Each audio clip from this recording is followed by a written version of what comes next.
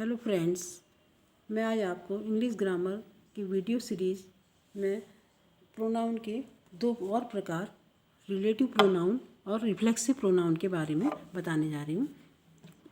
तो पहला है relative pronoun. Definition: the pronoun that joins two clauses. Pronoun जो कि दो सेंटेंसों को जोड़ते हैं, जैसे हूँ, whom, whose, which, what, that, where, when। अब गाइस, मैं ये चार्ट के माध्यम से थोड़ा आपको बताना चाहूँगी कि इनका अर्थ क्या होता है और ये किसके लिए प्रयोग होते हैं और कहाँ प्रयोग होते हैं। तो आगे फिर मैं सेंटेंस में आपको डिटेल में बताऊँगी। तो हूँ का हिंदी अर्थ है जो, जिसने, जो कि व्यक्तियों के लिए, लड़का लड़की कोई भी हो उसके लिए प्रयोग किया जाता है, सब्जेक्ट में प्रयोग किया जाता है। ऐसी होम का अर्थ है जिसे, जिसको, जिसे, जो कि व्यक्तियों के लिए प्रयोग होता है और ऑब्जेक्ट में प्रयोग होता है।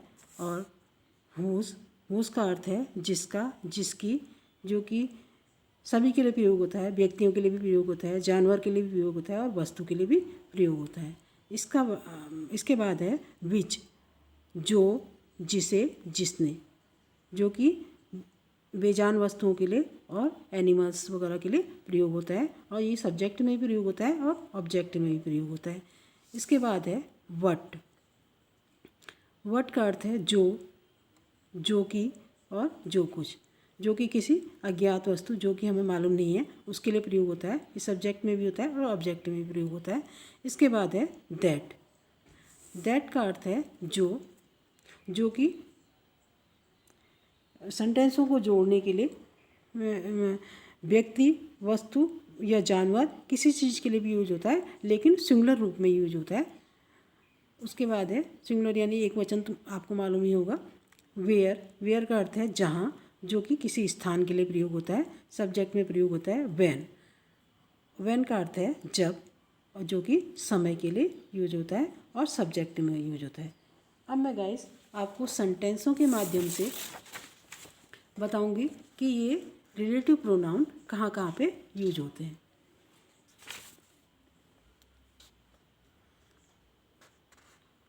Who. The girl who is playing is my sister. लड़की जो खेल रही है मेरी बहन है। तो फ्रेंड्स, वैसे तो कौन, हु का अर्थ इंट्रोगेटिव सेंटेंसों में कौन के लिए होता है, लेकिन यहाँ जब हम सेंटेंसों को जोड़ते हैं तो इसके अर्थ बदल जाते हैं। हु का अर्थ बदल जाता है, जो हो जाता है। ठीक है, जो कि हमें नाउन से हमारा संबंध बताता है और इसकी एक, ये नाउन के तुरंत बाद यूज होता है। ठीक है, उसके बाद है हुम का अर्थ इंट्रोगेटिव वर्डों में किसे होता है, लेकिन यहाँ जब हम सेंटेंसों को जोड़ने के लिए यूज करते हैं तो इसके अर्थ बदल जाते हैं, जिसका अर्थ होता है जिसे। This is the girl. यह वो लड़की है जिसे मैं प्यार करता हूँ, तो हूँ आई लव। उसके बाद है हुज। हुज का अर्थ वैसे इंट्रोगेटिव सेंटेंसों में किसका होता है, लेकिन Rohan is the boy whose pen you have. Rohan वह लड़का है जिसका पेन तुम्हारे पास है। तो यहाँ पे सेंटेंस को जोड़ने के लिए हुज के लिए जिसका का यूज किया गया है, जिसका और जिसकी उसका अर्थ है। ऐसी विच का अर्थ होता है कौन सा, लेकिन जब सेंटेंसों को जोड़ते हैं तो उसका अर्थ जो होता है। The pen which you have is mine. Pen जो तुम्हारा है मेरे पास है। पेन जो तुम्हारे पास है मेरा, इज माइन मेरा है। ठीक है, इसके बाद है वट। वट का अर्थ वैसे क्या होता है, लेकिन इसमें आई नो वट, मैं जानता हूँ, वट जो, यू वांट टू से, तुम क्या कहना चाहते हो। ठीक है, हमें मालूम नहीं है कि वो क्या कहना चाहता है, इसलिए अज्ञात वस्तु के लिए वट का प्रयोग किया जाएगा दैट। अब है दैट का अर्थ भी यहाँ पे जो ही होता है। The boy that is playing my brother, लड़का जो खेल रहा है मेरा भाई है। तो गाइस आपने देखा कि ये इनके रिलेटिव प्रोनाउनों के दो अर्थ हैं, इंट्रोगेटिव में अलग हैं और ये कंजक्शन में अलग हैं, ठीक है। अब है वेयर आई नो। वेयर का अर्थ वैसे कहाँ होता है, लेकिन इसमें अर्थ जहाँ है। आई नो मैं जानता हूँ। वेयर ही इज़ प्लेइंग, जहाँ वह खेल रहा है। तो ये किसके लिए प्रयोग होता है, किसी स्थान के लिए प्रयोग होता है, जहाँ किस जगह का नाम नहीं बताया गया है।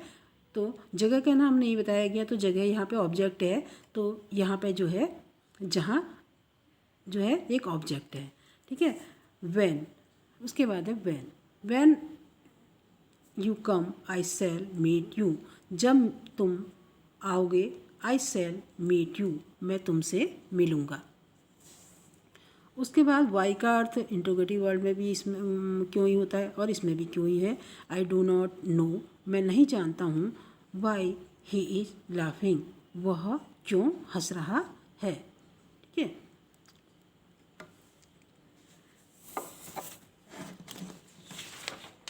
इसके बाद है guys reflexive pronoun. Reflexive pronoun वो प्रोनाउन है जो कि word which indicate back to the subject, जो कि सब्जेक्ट को इंडिकेट करते हैं, वापस इंडिकेट करते हैं, जिनका अर्थ है अपने आप। Himself, herself, my self, them self, your self. अब ही के लिए जो है, अगर ही के लिए हिमसेल्फ का यूज़ करेंगे अपने आप के लिए, सी के लिए हर सेल्फ का यूज़ करेंगे, आई के लिए माई सेल्फ का यूज़ करेंगे, यू के लिए यूअर सेल्फ का यूज़ करेंगे और दे के लिए देम सेल्फ का यूज़ करेंगे। He will do it himself, वह उसे अपने आप करेगा। सी विल गो हर सेल्फ, लड़की के लिए है तो वह अपने आप जाएगी। I will go my self, मैं अपने आप जाऊँगा, आई के लिए माई।